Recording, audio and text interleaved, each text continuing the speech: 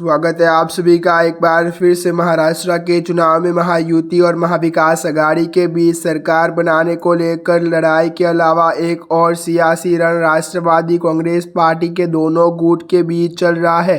अजीत पवार के गुट वाली एनसीपी महायुति के साथ मिलकर चुनाव लड़ रही है, जबकि शरद पवार की अगुवाई वाली एनसीपी कांग्रेस और शिवसेना के साथ चुनाव समर में अपने विरोधियों से दो हाथ कर रही है। महाराष्ट्र में विधानसभा की 288 सीटें हैं और इन दिनों चुनाव प्रचार चरम पर है। नेताओं की बयानबाजी के कारण भी चुनाव में राजनीतिक माहौल बेहद गर्म है। जैसा कि हमने देखा कि उद्धव गुट के सांसद और पूर्व केंद्रीय मंत्री अरविंद सावंत के द्वारा शिवसेना शिंदे गुट की उम्मीदवार साइना एनसीपी के खिलाफ दिए गए बयान को लेकर अच्छा खासा राजनीतिक युद्ध छिड़ गया है। विवाद बढ़ने के बाद हालांकि अरविंद सावंत ने माफी मांग ली है। महाराष्ट्र की राजनीति में मौजूदा वक्त में शरद पवार की सबसे तुर्जबेकार और सीनियर नेता है, लेकिन पवार को एक बड़ा झटका तब लगा था जब उनके भतीजे अजीत पवार ने पार्टी के कई विधायकों को तोड़कर बीजेपी और एकनाथ शिंदे की शिवसेना के साथ हाथ मिला लिया था। इसके बदले में उन्होंने महायुति की सरकार में उप मुख्यमंत्री बनाया गया था। तब यह माना जा रहा था कि लोकसभा चुनाव के नतीजों पर इसका असर दिखेगा और अजीत गुट की एनसीपी अच्छा प्रदर्शन करेगी। खराब प्रदर्शन के बाद अजीत पवार के खिलाफ महायुति में बड़े पैमाने पर आवाज़ भी उठी। बीजेपी के अंदर कई नेताओं ने और राष्ट्रीय स्वयंसेवक संघ की विचारधारा से जुड़े कई स्वयंसेवक ने कहा कि बीजेपी को अजीत पवार के साथ गठबंधन तोड़ देना चाहिए। चाचा भतीजे के नेतृत्व वाली एनसीपी ने पूरा जोर पश्चिम महाराष्ट्र में लगाया हुआ है। अजीत गुट के एनसीपी ने शरद पवार से बगावत करने वाले अपने ज़्यादातर मौजूदा विधायकों को टिकट दिया है, जबकि एनसीपी ने ज़्यादातर नए लोगों को चुनाव मैदान में उतारा है।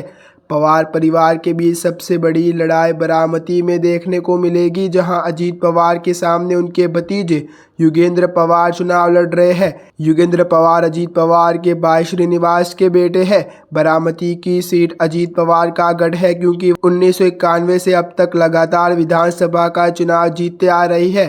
लोकसभा चुनाव के दौरान भी पवार परिवार में जबरदस्त लड़ाई देखने को मिली थी, जब अजीत पवार की पत्नी सुनेत्रा पवार ने शरद पवार की बेटी सुप्रिया सुले के खिलाफ चुनाव लड़ा था। उस चुनाव में सुप्रिया सुले को जीत मिली थी। दोनों गुट के बीच कुछ और सीटों पर बड़ी लड़ाई है। इनमें इंदापुर और अजीत पवार के करीबी दत्तात्रेय भरणे शरद पवार गुट के नेता हर्षवर्धन पाटिल के खिलाफ चुनाव लड़ रहे हैं। हर्षवर्धन पाटिल इस सीट से 4 बार विधायक रह चुके हैं। तासगांव कौठे महाकाल में पूर्व कैबिनेट मंत्री आर पाटिल के बेटे रोहित एनसीपी के उम्मीदवार है और वह पूर्व सांसद संजय काका पाटिल के खिलाफ चुनाव लड़ रहे हैं। आर पाटिल से अजीत पवार की पुरानी राजनीतिक लड़ाई है। नासिक जिले में भी एनसीपी के 2 गुट एक दूसरे से भिड़ते दिखाई देंगे। ये ओला विधानसभा सीट पर महाराष्ट्र की राजनीति में ओबीसी चेहरे और कैबिनेट मंत्री छगन भुजबल और एनसीपी के उम्मीदवार और मराठा नेता माणिकराव शिंदे के बीच बड़ा चुनावी मुकाबला हो रहा है। बताना होगा कि महाराष्ट्र में मराठा और ओबीसी समुदाय के बीच आरक्षण के मामले में खींचतान चल रही है। इसी तरह मराठावाड़ा की परली सीट पर भी एनसीपी के नेता और शिंदे सरकार में कृषि मंत्री धनंजय मुंडा का मुकाबला एनसीपी के नेता राजेश साहब से देशमुख से है।